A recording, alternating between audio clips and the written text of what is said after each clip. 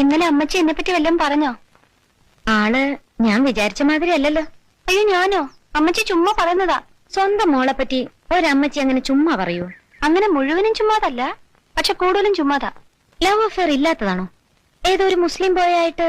ആ അതാ ഞാൻ പറയാൻ വന്നേ. സത്യം കേൾക്കണോ? അഷ്റഫിനെ ഞാൻ കാണുന്നത്, അഷ്റഫ് എന്ന പുള്ളിക്കാരന്റെ പേര്. ഞാൻ എന്നും ടൈപ്പിന് പോകുന്ന വഴിക്ക് അഷ്റഫ് അവിടെ കണ്ട് നിൽക്കാറുണ്ടായിരുന്നു പോലും. ഞാനാണെങ്കിൽ വീട്ടിൽ നിന്ന് ഇറങ്ങിയാ പിന്നെ ഇടത്തോട്ടും വലത്തോട്ടും നോക്കുന്ന പ്രശ്നമേ ഇല്ല.